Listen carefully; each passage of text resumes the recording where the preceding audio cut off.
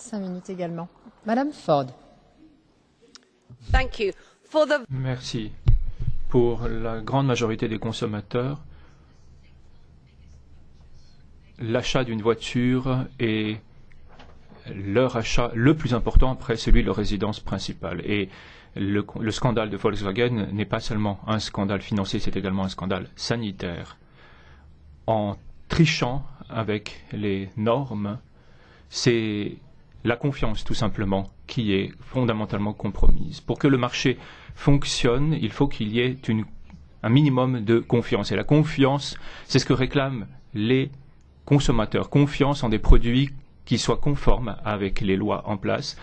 Confiance en le fait que les entreprises en concurrence agissent loyalement et que les autorités de régulation également fassent leur travail correctement. Tout ceci doit s'appliquer de façon horizontale sur le marché et dans tous les 28 États membres. Les normes applicables doivent être respectées dans tous les États concernés.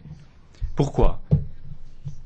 Eh bien, une fois que la confiance des consommateurs est perdue, on ne peut la restaurer facilement. Et les clients de Volkswagen sont dans une situation ingérable. Ils ne savent pas si leur voiture va être rappelée. Les consommateurs, par ailleurs, qui s'intéressent à des voitures d'un autre constructeur sont eux aussi préoccupés parce qu'ils se demandent si Volkswagen a été la seule entreprise à utiliser ce type de logiciel ou d'autres peut-être se sont-ils livrés à la même manipulation. Et il est particulièrement frappant que ceci ait été découvert aux États-Unis avant d'être découvert en Europe. Et les consommateurs veulent des réponses à toutes ces questions et je les comprends. Nous avons besoin que les conducteurs puissent utiliser des véhicules diesel et qu'ils puissent être assurés d'avoir fait le bon choix. On ne peut admettre qu'une entreprise fasse chuter la confiance en tout un secteur de l'industrie. Il nous faut une confiance qui soit restaurée, qui soit de mise à travers tout le marché intérieur. Alors, je crois qu'une supervision adoptée permettrait de minimiser ce type d'effet. Les régulateurs nationaux ont l'obligation légale d'appliquer la législation. Et si nos États membres ont donné leur accord à de telles lois, ils ont l'obligation de les mettre en œuvre. Toute approbation donnée à l'échelle de l'Union européenne, y compris sur un type de véhicule, n'est jamais aussi forte que son maillon le plus faible. C'est pourquoi tous doivent se conformer aux normes en vigueur, faute de quoi on assistera à un nivellement par le bas dans tous les 28 États membres de l'Union européenne. C'est pourquoi nos États membres doivent y travailler de concert. Alors je crois qu'une mise à jour des essais d'émission est déjà en cours.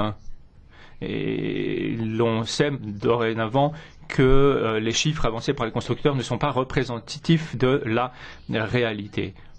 Le mois dernier, avant que n'éclate ce scandale, eh bien, des représentants de la Commission sont venus dans ma commission parlementaire pour exposer leur travail, même si ce n'était pas encore tout à fait détaillé.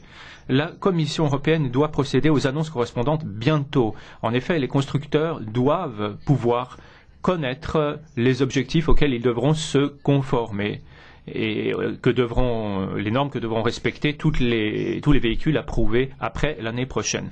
Ceci dit, la Commission doit également s'assurer que le Parlement européen soit impliqué, car celui-ci a un droit de regard sur les actes délégués. Et ce sont des millions et des millions de citoyens qui attendent de nous que nous fassions notre travail correctement. Je dois dire que j'en ai plutôt assez de toute cette législation secondaire rédigée au sein de la Commission et qui finit par arriver au Parlement européen au tout dernier moment, assortie de commentaires consistant à dire ne vous en faites pas, tout ceci n'est qu'une question de détail. Nos citoyens, nos concitoyens attendent de nous que nous examinions avec soin la législation tant secondaire que primaire et il faut que les détails de ce droit primaire et secondaire soient correctement établis. Il faut que nous prenions également le temps d'entendre aussi bien les consommateurs que les constructeurs et les experts si nécessaire. Nous parlons beaucoup au Parlement du mieux légiférer. Je crois que la Commission essaye de mettre au point une réglementation de meilleure qualité et c'est ce en quoi nous croyons aussi. Nous ne saurions autoriser la répétition